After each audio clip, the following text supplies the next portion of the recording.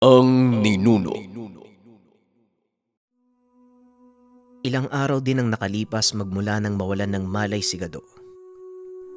Nag-aalala si Aling Magda sa maaaring mangyari sa binata. Ngunit nanatili namang panatag si Ibrahim. Natatakot na ako para sa kalagayan ni Gado, Ibrahim. Ilang araw na siyang tulog. Maaari mo bang sabihin kung ano ang totoong nangyari sa kanya? Tanong ni Tatang Kanor. Maging ako nung una nag-alala, Tatang. Pero nung malaman ko ang katotohanan, nawala lahat ng pangamba ko. Hindi ko alam kung ano ang totoong dahilan ng mahabang pagtulog ni Gado. Pero sinisigurado ko po sa inyo para ito sa ikabubuti niya. Kaya wag po kayong masyadong mag-isip. Magigising po ang aking kapatid. Tugon ni Ibrahim. Hindi pa din ito sanay na tawaging kapatid si Gado.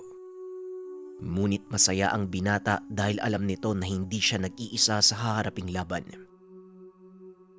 Patuloy ang ginagawang paghahanda ng pangkat ng mga rebelde. Maging ang mga kaibigang elemento ni Ibrahim. Nakikiisa. Nagtayo ang mga ito ng malakas na depensa sa paligid ng kuta. Pinapasok din ang ilan sa mga mahihinang elemento upang maprotekta ng mga ito sa dilubyong maaaring idulot ng magaganap na labanan. Nang masiguradong handa na ang lahat, nanatili ang lahat ng matatanda, bata, kababaihan, at mga walang kakayahang lumaban sa loob ng pananggalang. Samantalang ang mga kalalakihan naman, nanatili sa labas ng kuta upang salubungin ang paparating na panganib. Mukhang hindi na natin mapipigilan ang magaganap, Ibrahim. Natatakot ako sa maaaring mangyari sa mga inosente. Wika ni Linay. Maging ako man ay ganyan din ang nararamdaman, Linay.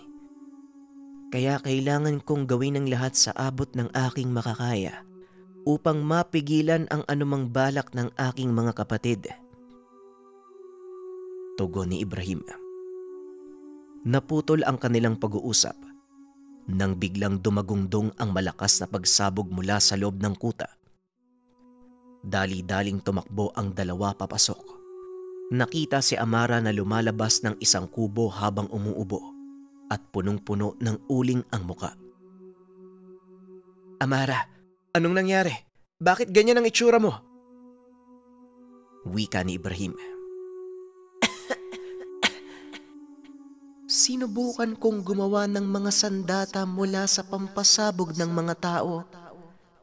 Kaso, natumba ang kandila doon sa itim na pulbos. Kaya lumikha ng malakas na pagsabog. Pagpapaliwanag ni Amara. Magsasalita pa sana si Linay.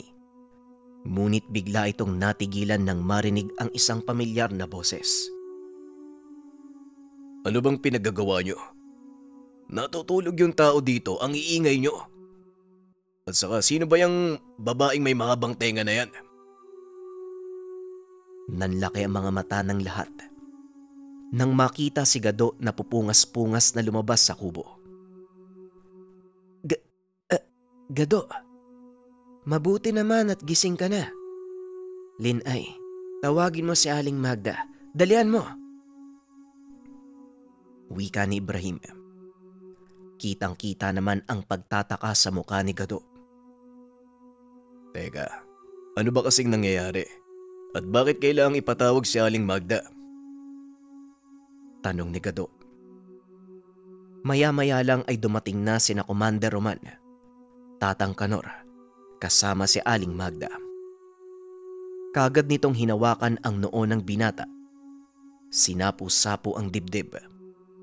Maging ang braso ni Gado ay tinignan din ng matandang manggagamot na para bang may kung anong hinahanap. Kamangha-mangha. Ni isang sugat mula sa nakalipas na laban. Walang natira. Naghilom ang lahat. Wika ng matanda. Lalo namang nagulo ang isipan ni Gado dahil hindi nito maintindihan ang nangyayari. Teka lang, Aling Magda, ah. Ano po ba kasing hinahanap nyo? Wala naman po akong mga sugat eh. Maliban na lang sa... Naalala ng binata ang mga pinsalang dulot ni Amadeo. Inangat nito ang damit. Maging siya ay nagulat dahil ni maliit na peklat ay walang naiwan. Ang mabuti pa, kumain ka muna, Gado. Siguradong gutom na gutom ka na. Halika, nakahanda na ang panangalian. Iniba ni Tatang Kanor ang usapan dahil nararamdaman nito ang unti-unting pag-init ng sitwasyon. Habang nakaupo ay patuloy na pinagmamasdan ni Gado si Amara. Hindi niya ito nakilala dahil ng mga panong inilabas ng dalagang diwata ang totoong anyo. Nasa kalagitnaan siya ng mahimbing na pagtulog. Kanina pa ako nagtatanong ha. Sino ba yung babae na yan? At saka bakit ang haba nung tenga? Nasaan ba si Amara? Tanong ni Gado. Nandito ako, Gado. Pasensya na kung nagising ka dahil sa kalokohan ko. Wika ni Amara. Nabitawan ni Gado ang hawak-hawak na baso nang marinig ang sinabi nito. Teka, sabihin nyo nga sa akin, ilang oras ba ako nakatulog? Inabot ba ng taon? Bakit ang laki na ni Amara? Natawa ang lahat. At kahit papano nakainga ng maluwag si Tatang Kanor dahil alam nitong hindi pa rin nagbago si Gado sa kabila ng mga nangyari sa kanya. Hindi, Gado. Itinago lang ni Amara ang totoo niyang anyo. Nagkunwari siyang paslit para hindi makilala ng gabunang naghahanap sa kanya. At itong totoo niyang anyo. Pagpapaliwanag ni Linay, nakisali naman sa usapan si Ibrahim. 10 araw ka nang natutulog, Gado. At hindi na ituloy ng binata ang sasabihin dahil pinutol ito ni Aling Magda. Mahabang panahon ang kakailanganin upang makabawi ang katawan mo sa pinsalang dulot ng huli mong laban.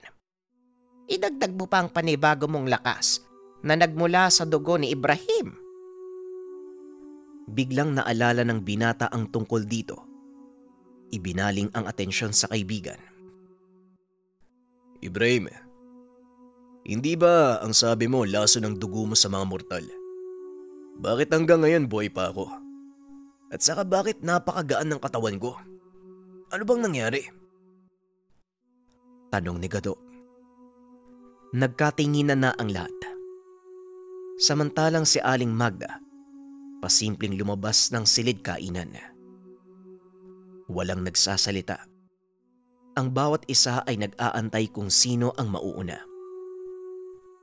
Hanggang sa napilitan na si Tatang Kanor na isiwalat ang lihim na matagal na nitong iningatan. Natatandaan mo ba yung mga sinabi ko sa'yo noon, Gado? Naalala mo ba na yung palagi kong biro sa'yo? Yung tungkol sa napulot lang kita sa atangan ng bahay? Wika ni Tatang Kanor. Natawa si Gado at muling nagsalita. Yan ka na naman, tatay eh. Hanggang ngayon ba naman, yan pa din ang pangasar mo sa akin? Wika ni Gado. Sa pagkakataong ito, anak, hindi na ako nagbibiro. Totoo ang lahat ng yon. Hindi kita tunay na anak. Iniwan ka lang ng isang... Hindi na ituloy ni Tatang Kanor ang sasabihin dahil si Ibrahim na ang nagduktong nito. Iniwan ka ng isang diwata sa pangalaga ni Tatang Kanor. O Gado, diwata ang iyong ina at ang pangalan niya ay Inagunid. Halos gumulong sa lupa si Gado sa kakatawa dahil ang buong akala nito pinagkakaisahan siya ng mga kasamahan. Pero ilang sandali lang ay muling pumasok ng kwarto si Aling Magda. Dala-dala ang kris na iniwan ng matandang si Nanay Belia. Inabot niya ito kay Gado. Biglang napahinto sa pagtawa ang binata. Nakatitig lang ito sa kawalan na tila may kung anong pinapanood sa kanyang isipan. Ilang sandali pa, bigla na lang itong napasigaw. Nabitawan ng Chris at unti-unting lumapit kay Ibrahim. Kuya, papaanong hindi ko kaagad nalaman ang lahat ng to? Simulat sa pool na magkakilala tayo, hindi ko man lang naisip na kapatid kita. Wika ni Gado. Ipinakita ng Chris ang buong kaganapan simula ng isilang si Gado hanggang sa mga panahong iniwan nito ng kanyang ina sa atangan ni Tatang Kanor. Ang sandatang yan ay iniwan ni Aling Belia at ito ang pagmamay-ari ng iyong ina. Gamitin mo ito, Gado. Nararapat lang na mapasayo ang bagay na yan. Wika ni Tatang Kanor. Humingi din ito ng tawad dahil hindi niya nasabi ang katotohanan sa binata. Naiintindihan naman ito ni Gado at hindi niya sinisisi ang ama sa nangyari. Gado, magkwento ka nga kung anong nangyari nung mga panahong natutulog ka. May mga pangitain ba? Tanong ni Ibrahim. Bigla namang napatingin si Gado sa kapatid. Oo kuya, isang babala ang ipinarating sa akin sa pamamagitan ng panaginip. Hindi lang ang mga kalahi mo ang kakaharapin natin sa laban. Napakadami pang iba. At karamihan sa mga ito mula sa mundo ng mga elemento. Tugon ni Gado. Kagad namang lumapit si Amara sa magkapatid at nagsalita. Kung sa bilang wala kayong dapat alalahanin, maliban sa mga adlawan, kaya kong humingi ng tulong sa iba pang nilalang sa ilalim ng pamumuno ng aking amang si Tungkong Langit. Wika ni Amara. Hindi basta-basta pagbibigyan ni Tungkong Langit ang samo mo, Amara. Kahit sabihin pa nating anak ka niya, hindi nakikisali sa away ng mabababang nilalang ang isang mataas na bathala. Wika ni Linay. Bakit hindi natin subukan? Gado, maaari ko bang hiramin ng iyong Chris? Wika ni Amara. Inabot ni Gado ang sandata. Naglakad papunta sa gitna ng kampo ang dalawa. Itinaas nito ang Chris at ilang sandali lang, bumulusok mula sa kalangitan ang gintong haligi ng liwanag. Tumama ito kay Amara at bumalot sa kanyang katawan. Nagbuo ito ng baluti sa katawan ng dalaga at nang humupa ang liwanag, isa-isang naglitawan sa paligid ang napakaraming rebultong gawa sa ginto. Nagulat ang mga nasa kampo dahil nagkalat ang mga ito sa paligid, maging sa labas ng kuta. Sapat na siguro ang 500 gintong kawal ni Ama. Wika ni Amara. Nanlaki mga mata ni Linay dahil hindi nito lubos akalaing kayang tawagin ng dalaga ang mga kawal ng bathalang Tungkong Langit. Mabuti naman kung ganun. Siguradong kaya na nating tumbasan ang bilang ng kalaban. Wika ni Linay. Muling inabot ni Amara ang Chris kay Gado. Ibinibigay ko sa iyo ang pamumuno sa mga gintong kawal. May dugo ka ni Inagunid. Kaya alam kong kaya mo silang utusan. Wika ng dalaga at tumango si Gado. Sabay lakad palabas ng kampo. Itinaas nito ang Chris at kaagad nagsikilos ang mga gintong kawal. Pumwesto ang mga ito paikot sa kuta. Ilang sandali lang nagdatingan na din ang mga adlawan. Nakagayak pandigma ang mga ito. Isa-isang pumosisyon sa likod ng mga gintong kawal. Nandito na ang mga adlawan. Ibig sabihin, paparating na ang mga kalaban. Wika ni Amara. Kagad tinipon ng binata ang mga kasamang rebelde upang siguraduhing ligtas ang mga ito sa loob ng kuta. Gado, sigurado ka bang kaya mong lumaban? Mahina pa ang katawan mo. Tanong ni Ibrahim sa kapatid. Wala din naman ako magagawa, kuya. Kailangan kong harapin ang pagsubok na ito sa ayaw at sa gusto natin. Tugon ni Gado. Maya-maya ay nakita ng binata ang napakaitim na ulap. Ito ang senyales ng pagdating ng mga kalaban. Habang papalapit ang kadiliman, unti-unting nararamdaman ng binata ang napakasamang aura. Napuno ng kilabot ang katawan ng lahat ng nasa kuta. Ang mga bata ay nagsipag-iyakan sa takot. Ang ilan ay napaupo na lang sa lupa habang tila hinihintay ang pagdating ng kanilang katapusan. Biglang nabalot ng kawalang pag-asa ang paligid at tila pinanghihinaan ang lahat, lalo na nang makita nila ang napakalaking puwersa ng mga kalaban. Mabaging langit. Parang alikabok silang tinangay ng hangin. Paano natin malalabanan ng ganyang karaming kalaban? Wika ni Commander Roman. Diyos na ang bahala, Commander Romana. Alam kong hindi niya tayo papabayaan. Tugon ni Tatang Kanor. Huwag kayong panghinaan ng loob. Ang takot niyo ang lalong nagpapalakas sa mga kalaban. Wika ni Gado. Ngunit tila hindi ito gumagana. Nababalot na ng takot ang buong lugar. Gado, mukhang nawalan na ng pag-asa ang mga tao. Wika ni Ibrahim. Alam nilang mahihirapan silang makipaglaban sa ganitong sitwasyon. Mas lalo pang tumindi ang takot ng mga kasamahan nang makita nilang dumating ang pangkat ng gabunan. Biglang nagbago ng anyo si Ibrahim. Tumakbo palabas ng kampo. Sumunod naman si Gado at Linay. Naiwan si Amara sa mga tao.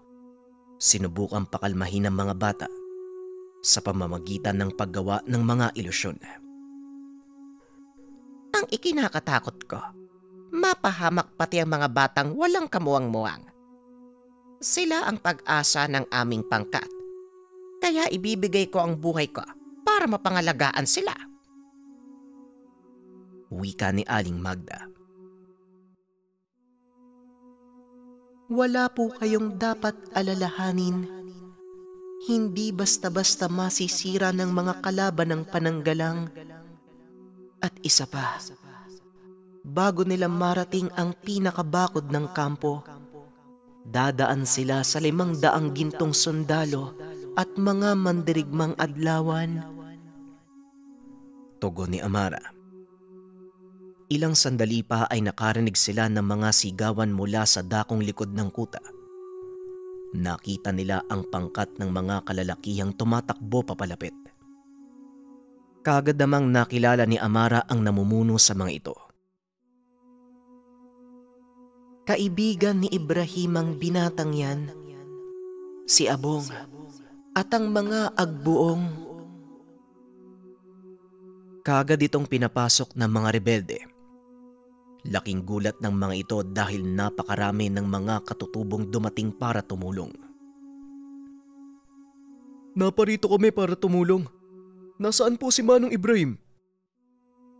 Tanong ni Abong. Kasalukuyan nilang sinasalubong ang hukbo ng mga kalaban. Nasa bandang harapan sila ng kampo.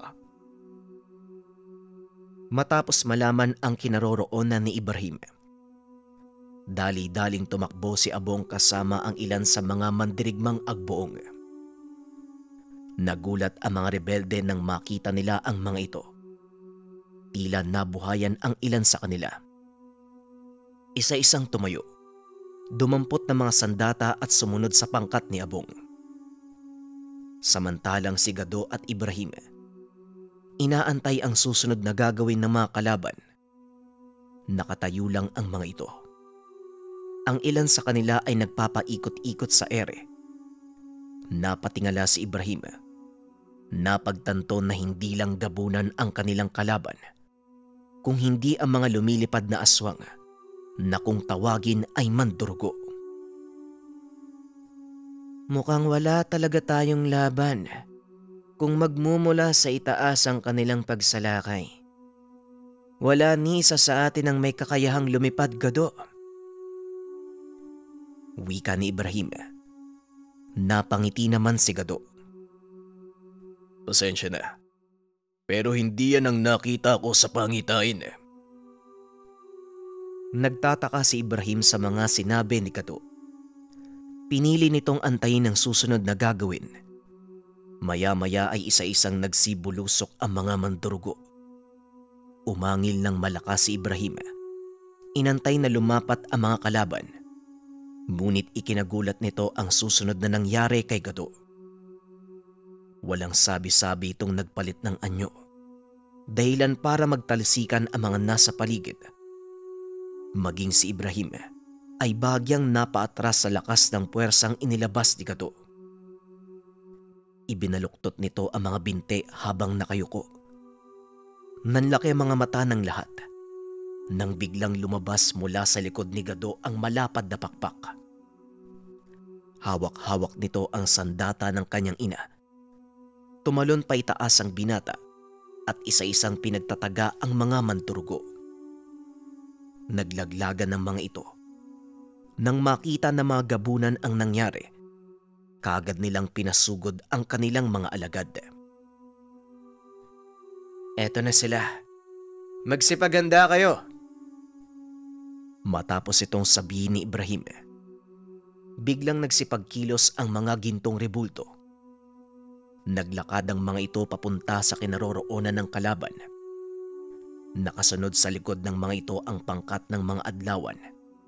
At sa hudyat ni Gado, nagsimulang sumugod ang mga mandirigma mula sa hanay nitong kung langit. Napagtanto ni Amara na marami ang maaaring madamay sa mangyayaring labanan. Kaya naman gumawa ito ng isang malaking dome kung saan masasakop ang kabuuan ng lugar. At mula sa labas ng doming iyon, walang makakakita at makakaramdam ng totoong nagaganap. Ito ang pinakamalaking digmaan sa kasaysayan ng mga aswang at babaylan. Hindi ko akalain na magaganap to sa henerasyon ko. Wika ni Linay sa sarili. Pinagmamasdan nito ang mga kasamahan habang nakikipaglaban. Nakita nito si Gado na tila walang kahirap-hirap na pinagpapapatay ang malalakas na uri ng aswang. Ibinaling nito ang tingin kay Ibrahim. Nakitang hindi pa ito nagpapalit ng anyo. Ngunit napakadami na nitong napatumba. Ilang sandali pa, natanaw ng dalaga ang tatlong kalalakihang naglalakad papunta kay Ibrahim. Napahinto ang binata sa pakikipaglaban. Nagsipagtabi ang mga aswang nang makitang dumaan ang tatlong lalaki. Ang alibughang anak ng hari ng mga gabunan. Nakikipaglaban kasama ang mga pagkain niya. Tignan nyo mga kapatid. Hindi ba't nakakatuwang tanawin? Wika ng isa sa mga kalalakian na itago na lang natin sa pangalang Santiago. Oo nga, Santiago. Nakakatuwang pagmasdang makipaglaro ang kapatid natin kasama ang kanyang mga pagkain. Ibrahim, anong palabas ito? Anong ginagawa mo sa panig ng mga tao? Wika ng isa pa na ang pangalan ay Albon. Hindi pa ba malinaw sa inyo mga kapatid ko? Pumanig ang kapatid natin sa mga tao. Sa madaling salita, kinalaban niya tayo. Wika ng isa pa na ang pangalan ay Ezra. Itigil nyo na ang ginagawa nyo. Bakit kailangan nyong sundin ang propesiya? Kung kaya naman nating mamuhay ng payapa. Walang nakikialam sa atin, lalo na ang mga tao. Wika ni Ibrahim. Nagtawanan ang tatlong kalalakian at muling nagsalita. Marahil tama ka. Pero minsan ding pinangarap ng ating ama ang maghari sa sanlibutan. Huwag mo sabihing hindi ka nasisiyahan sa pangarap na yon. Wika ni Albon. Tama ang sinabi mo, Albon. Minsan kong pinangarap ang pamunuan ng isang mapayapang mundo kung saan makakakilos tayo ng malaya at hindi inuusig ng mga tao. Pero hindi sa ganitong uri ng paraan. Itinuro sa inyo ni Nanang Belia ang tungkol sa balanse at kung ano ang mangyayari sa oras na masira ito. Kaya nakikiusap ako, mahal kong mga kapatid. Itigil na natin ang laban na to.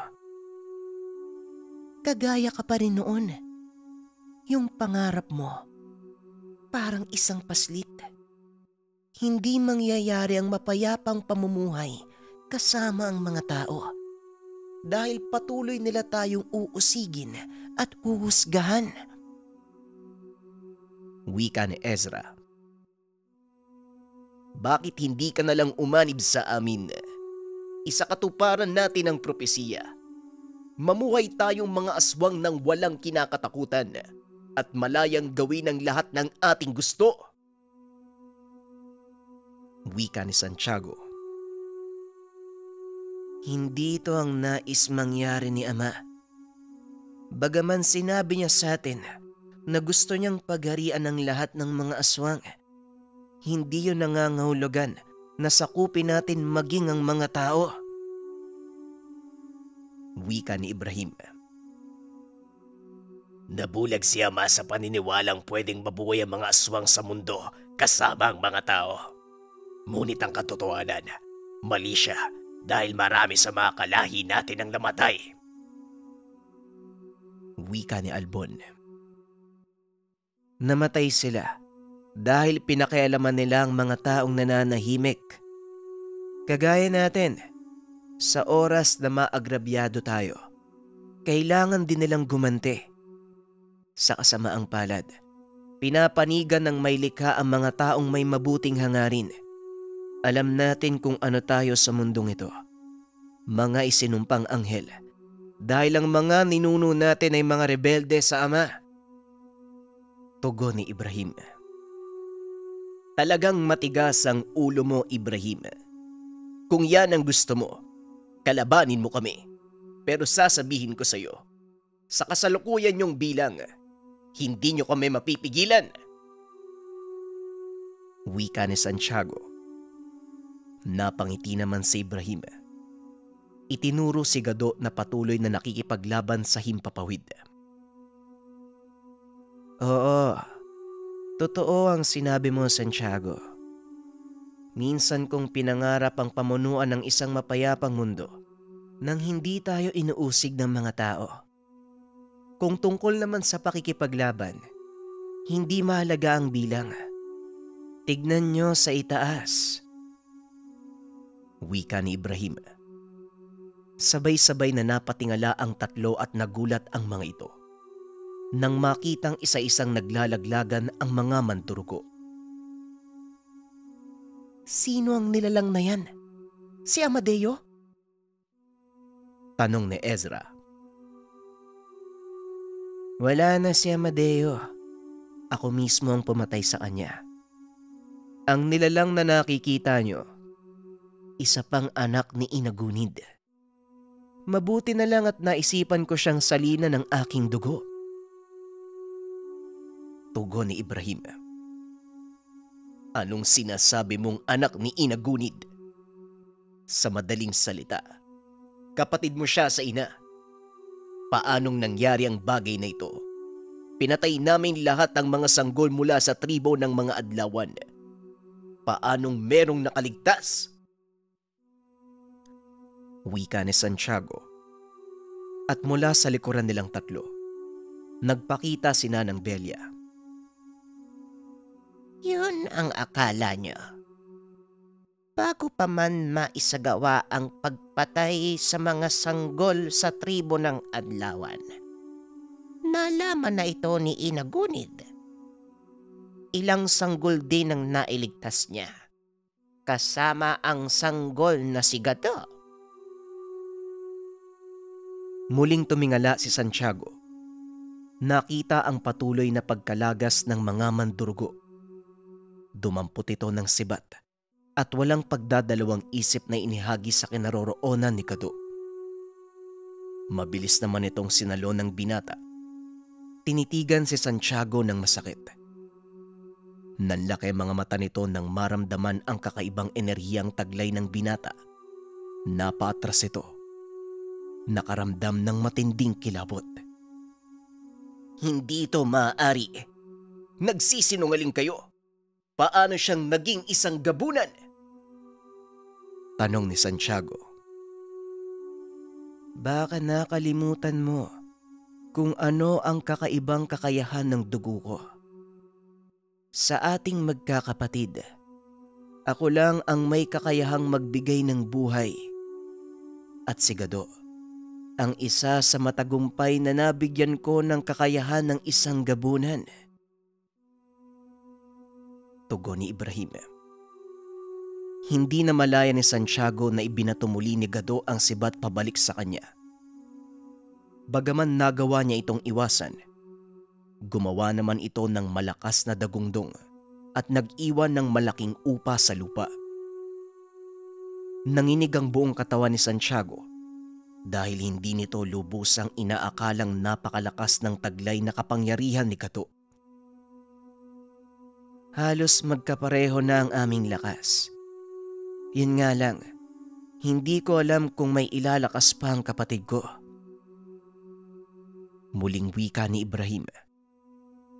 Walang kamalay-malay si Santiago na nasa likod pala nito si Gado. Halos mapalo dito dahil sa taglay na puwersa ng binata. Saan nang gagaling ang enerhiyang ito? Anong uri ka ng nilalang? Hindi ka gabunan at hindi ka rin diwata. Mas lalong hindi ka pangkaraniwang tao. Tanong ni Santiago habang pinagmamasdan ang anyo ni Gado. Panibagong nilalang mula sa 3 pinagsama-samang angkan. Dito napagtanto ni Santiago ang lahat. Hindi pangkaraniwang tao si Gado dahil mula siya sa angkan ng mga adlawan. Ang kanyang ina ay isang diwata. Sa pamamagitan ng dugo ni Ibrahim, naging gabunan din ng binata. Ito ang kauna-unahang pagkakataong nasaksihan ko, ang pagkabuhay ng isang nilalang na nagmula sa 3 angkan. Isang matibay na katunayan ang paglabas ng mga pakpak ni Gado. Matapos magpaliwanag ni Nanang Belia, biglang sinuntok ni Gado si Santiago. Hindi niya ito inaasahan, kaya tumilapon ito ng malayo at nagpagulong-gulong bago tumama sa isang malaking puno.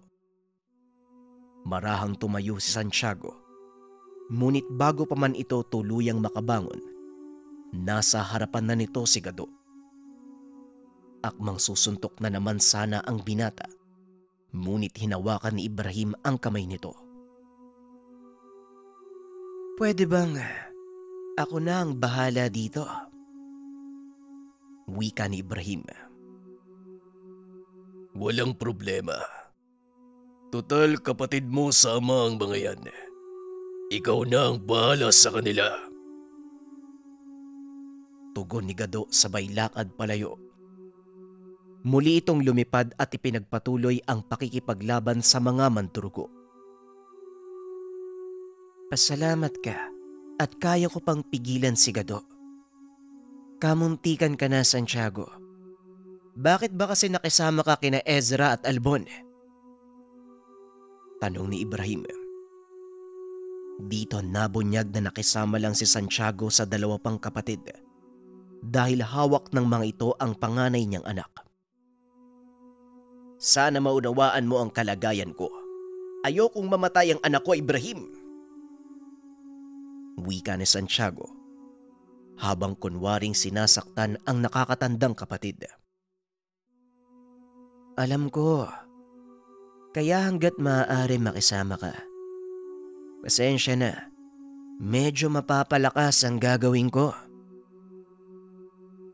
Tugon ni Ibrahim. Biglang sinuntok sa sikmura si Santiago. Nawalan ito ng malay. Napansin naman ng dalawa pa nilang kapatid ang nangyari. Dali-daling sumugod ang mga ito. Walang pagdadalawang isip naman itong sinalubong ni Ibrahim. Nagsalpukan ang tatlo. Tinamaan ni Ibrahim si Albon. Ngunit tinamaan din naman ni Ezra ang binata. Pare-parehong nagtalsikan ang magkakapatid. Naunang bumangon si Ibrahim kaya muli nitong sinugod ang dalawa. Bagyang nag-alangan sina Ezra at Albon dahil ramdam nila ang kakaibang lakas ni Ibrahim. Umatras ang mga ito at pilit tumakbo papasok sa kagubatan. Kaagad naman silang sinundan ni Ibrahim. Mukhang wala tayong kalaban-laban sa kanya, Ezra. Ano bang ginagawa ni Santiago? Walang niya. Baka nagtraidor ang isang yon. Wika ni Albon. Patuloy pa rin ang mga ito sa pagtakbo. Hindi niya gagawin ang bagay na yon. Hawak natin ang buhay ng anak niya. Tugon ni Ezra. Nilingon nila si Ibrahim na noon ay unti-unti nang lumalapit sa kanila. Hanggang sa tuluyan na ngang silang naabutan ng binata. Pero imbis na sumalakay, huminto ito at kinausap ang mga kapatid. Nasaan ang anak ni Santiago? Talagang walang hiya kayo, ano? Kahit noon pa man, pinagkaisahan niyo si Santiago. Nagkatinginan ang dalawa. Kagad sumagot si Ezra. Tama nga ang sinabi mo, Albon. Hindi nga nagtraidor si Santiago. Hawak namin ang kanyang anak. Ginawa namin ito para makuha ang kanyang katapatan. Lalong sumiklab ang galit ni Ibrahim. Muli nitong sinugod ang kapatid. Walang yaka. Wala kang kasing sama, Ezra. Wika ni Ibrahim sabay sakal kay Ezra. Talagang ganun ang buhay, Ibrahim. Kailangan mong maging tuso. Kailangan mong maging matalino. Lalo pang hinigpitan ni Ibrahim ang pagkakasakal sa kapatid. Pagbabayaran niyo ang ginawa niyo. Ngayon bago kita patayin, sabihin mo kung nasaan ang anak ni Santiago. Muli namang tumawa si Ezra.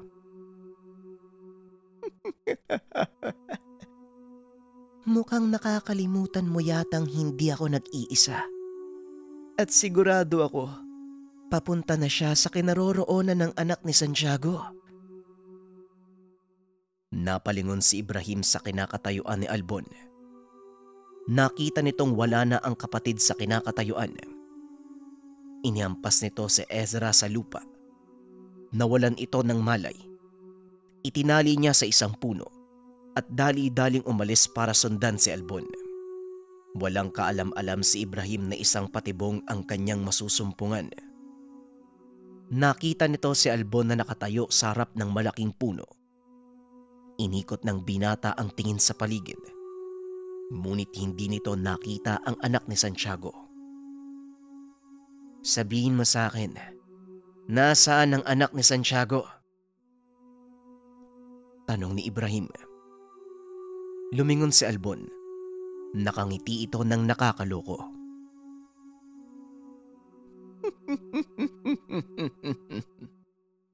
Kahit kailan talaga, napakabilis mong maniwala. Sa tingin mo, totoo ang sinasabi ni Santiago. Wala ka pa rin pinagbago. Lagi ka pa rin naluloko ni Santiago. Maya-maya pa, lumabas si Santiago mula sa likod ng puno.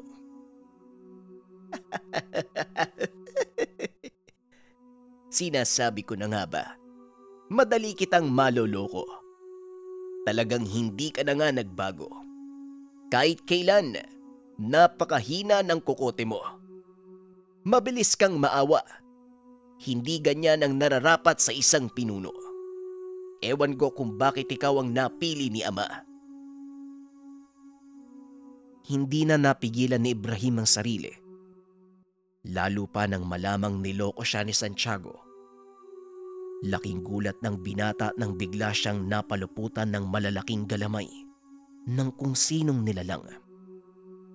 Napasigaw ito dahil sa higpit ng pagkakakapit sa kanya. Hindi ka magtatagumpay, Ibrahim. Ngayon subukan mo kaming pigilan mula sa kinalalagyan mo. Paungutya ni Albon. Patuloy pa rin ang pagsigaw ni Ibrahim. Dahilan para umabot sa atensyon ni Gado ang nangyayari sa kapatid. Nang mga sandaling iyon ay halos maubos na ng binata ang laksalaksang mga manturugo. Nang makita nito ang kalagayan ni Ibrahim, walang pagdadalawang isip siyang bumulusok papunta sa kinaroroonan ni Ibrahim at nang nilalang na may hawak sa kanya. Nang makalapit ang binata, dali-dali nitong pinutol ang galamay gamit ang sandatang hawak. Umangil ng napakalakas ang nilalang. Yumanig ang lupa. Nabitawan nito si Ibrahim, dahilan para humagis ang binata ng malayo. Unti-unting lumabas ang nilalang sa lupa. Isang maitim na figura ang nagpakita. Punong-puno ito ng mahabang galamay. May nag-iisang mata sa gitna ng katawan. At sa bawat galamay, may matatalas ng ngipin. Nilapitan ni Gado si Ibrahim. Nanghihina ito at halos hindi na makatayo. Ibrahim, anong nangyari sa'yo? Tanong ni Gado. Gado, mag-iingat ka sa mga galamay ng nilalang na yan. May taglay na lasong nakakaparalisa ng katawan ng mga ngipin niya. Tugon ni Ibrahim. Dali-dali nitong binuhat ang kapatid upang dalhin sa ligtas na lugar. Magpahinga ka muna dito. Ako nang bahala sa kanila. Wika ni Gado sabay tayo. Naglakad ito papunta sa nilalang. Gamit ang kanyang sandata, sinabayan nito ang pagwasiwas ng mga galamay ng kalaban. Sa bawat hagupit nito, nagagawang salagi ng binata hanggang sa masukol ito ng nilalang. Pumulupot ang napakaraming galamay sa katawan ng binata. Pero ilang minuto lang ang nakalipas, biglang kumawala si Gado. Nagkandaputol ang lahat ng mga galamay ng kalaban. Hindi ko alam kung anong uri ka ng nilalang, pero hindi kita sasantuin. Wika ni Gado habang pinapagpag ang balahibo ng kanyang pakpak na punong-puno ng dugo ng nilalang. Namangha si Ibrahim sa kakaibang sandatang taglay ni Gado. Hindi nito inakalang matatalas ang balahibo ng pakpak ng kapatid. Hinarap ni Gado sina Albon at Santiago. Laking gulat ng mga ito nang biglang nawala ang binata. Nang magpakita ito ay nasa itaas na. Akmang iwawasiwas ang dalawa, pero hindi nila magawang kumilos. Naloko na. Bakit hindi ako makalis sa pwesto ko? Wika ni Albon. Nang tignan nito ang kanyang katawan, nakita nito ang malilit na buhok na nakakapit sa braso at binti niya. Sino ang may gawa nito? Magpakita ka! Wika ni Ezra. Lumabas mula sa sukal si Nanang Belia. Alam niyong noon pa man, salungat na ako sa mga gusto niyong gawin. Wika ni Nanang Belia. Kakaiba ang kakayahan ng matandang gabunan. Kaya nitong gamitin ang kanyang buhok bilang panggapos. Kaya din nitong ipalaganap sa buong paligid ang mga hibla. Nanang Belia, bakit ba ang hilig mong makialam? Bakit hindi ka nalang manahimik sa isang lugar? Wika ni Ezra. Ikinumpas naman ng matanda ang kamay. Biglang napaluputan ng buhok ang leeg nito. Mag-iingat ka sa pananalita mo. Baka nakalimutan mo. Ako ang nagpalaki sa inyong magkakapatid. At kung hindi dahil sa akin, hindi kayo lalaki ng ganyan. Wika ni Aling Belia. Huwag mo kaming pilitin na saktan ka, Nanang Belia. Pakiusap, itigil mo ang ginagawa mo. Biglang nilingon ng matanda si Albon at mas lalong hinigpitan ang pagkakasakal dito. Tumahimik ka. Ikaw naman, Gado. Ano pa ang inaantay mo? Tapusin mo na ang laban. Wika ni Aling Belia. Hindi ako ang dapat tumapos ng laban. Kung hindi si Ibrahim. Naglakad ang matanda papunta kay Ibrahim. Nilapatan ito ng lunas gamit ang kanyang buhok. Matinding kamandagang dumaloy sa katawan mo, Ibrahim. Ay nako, hindi ka nag-iingat. Wika ni Nanang Belia. Inalis nito ang buhok sa katawan ni Ibrahim. Kasama nito ang lasong nagmula sa unang nakalaban ng binata. Tumayo si Ibrahim at nagpasalamat kay Nanang Belia. Matapos ay naglakad ito papunta kay Gado. Gado, tayong dalawa ang tatapos sa kaibangan ng mga kapatid ko. Ikaw! Hindi na ituloy ni Ibrahim ang sasabihin dahil bigla nitong narinig ang tingid ni Ezra. Huwag kayong magkakamali kung ayaw niyong mamatay ang anak ng diwatang ito. Sabay napalingon si Gado at nakitang hawak-hawak ni Ezra si Amara. Naloko na. Bitawan mo si Amara. Wika ni Gado.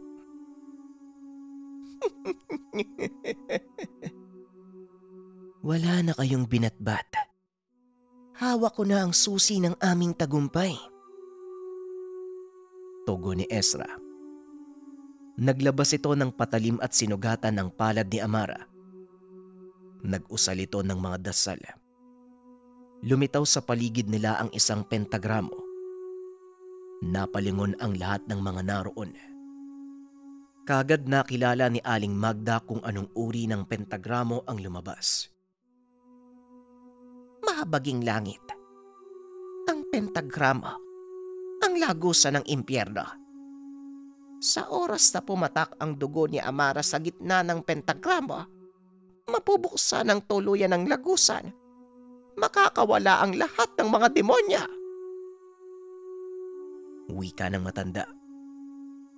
Dali-dali namang kumilos si Gado. Ngunit kagad siyang hinarang ni Santiago. Sandali lang. Huwag ka nang makialam. Wala ka na ring magagawa. Wika ni Santiago. Tumabi ka sa dadaanan ko. Kung ayaw mong magkandalasog-lasog ang mga buto mo. Ngunit imbis na umalis, inundayan nito ng suntok si Gado. Tinamaan ng binata sa pisngi at bagyang napaatras. At habang nangyayari ito, narinig niya ang pagsigaw ni Amara. Muling ibinaling ng binata ang tingin sa dalaga. Sinakal si Santiago. Dito nakita ng lahat ang hindi inaasahan.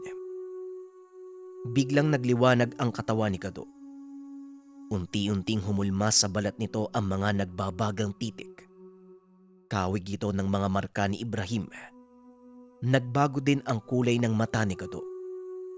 Mula sa pagiging itim, naging kulay asul ang mga ito. Ito na ngayon ang kinakatakot ko. Ngayon malalaman natin kung kaaway ba o kakampi ang kapatid mo. Wika ng matanda. Isang bagay lang ang sisiguraduhin ko sa inyo, Nanang Belia. Mabuting tao si Gado. Kaya paniguradong nasa panig natin siya. Tugon ni Ibrahim. Sabay sugod kay Albon. Talaga bang gusto mo ng kamatayan? Sumuko ka na, Ibrahim. Huli na ang lahat para sa'yo. Wika ni Albon habang itinuturo si Ezra. Napatingin si Ibrahim. Nakitang unti-unting bumubukas ang lagusang nasa ilalim nila Ezra. Maligayang pagdating sa mundo ng mga tao, hari ng mga demonyo. Nang marinig ito ni Gado, hindi nagdalawang isip ang tapusin ang buhay ni Santiago. Bigla nitong binali ang leeg ng kalaban at inihampas sa lupa. Matapos ay tumakbo ito papunta sa kinaroroonan ng bumubukas na lagusan. Hawak-hawak ni Ezra ang kamay ni Amara habang nakabitin ito sa napakalalim na hukay. Hanggang dyan ka na lang. Wala ka nang magagawa. Manood ka kung paanong lumabas mula sa kailaliman ng impyerno ang aming Panginoon. Hindi nagpapigil si Gado.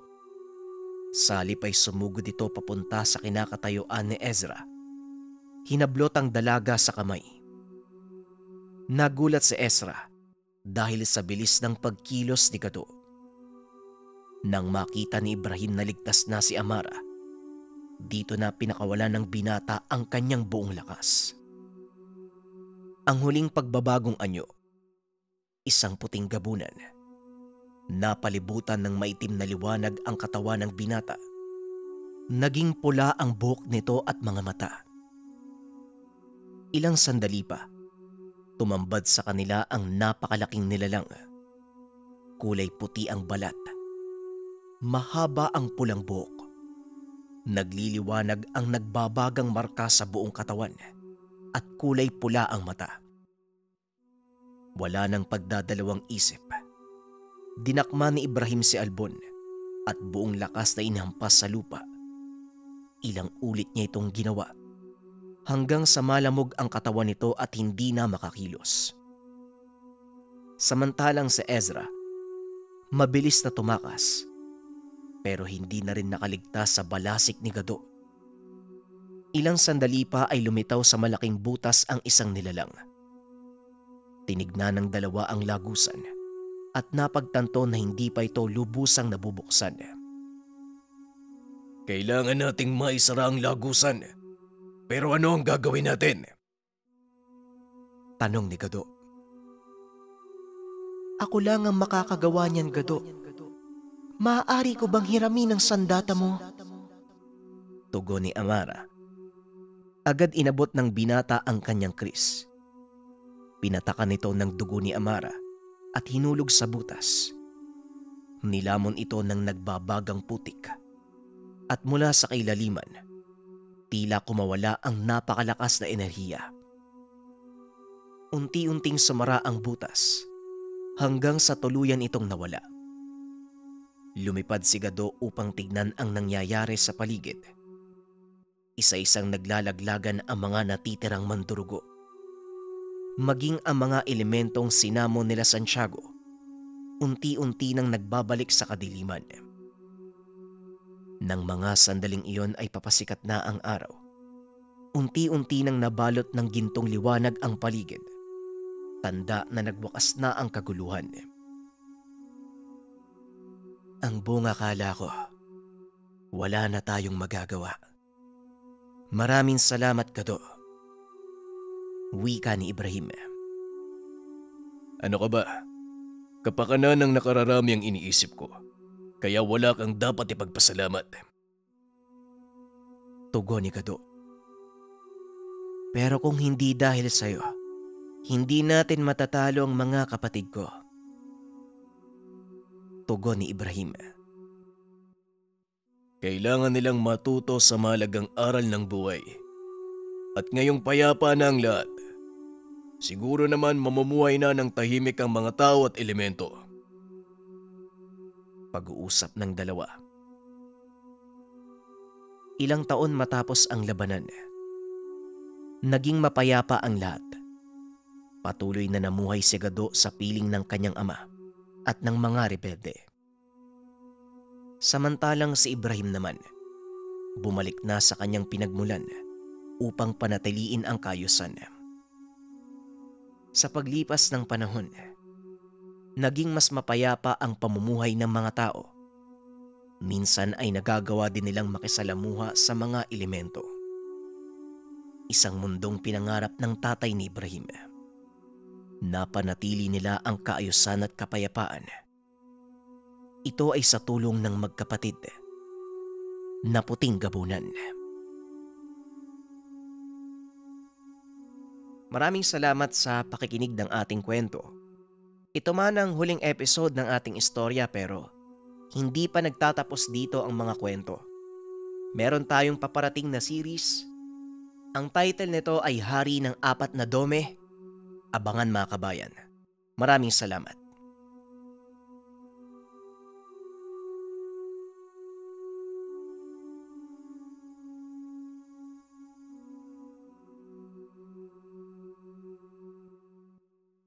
Ang Ninuno.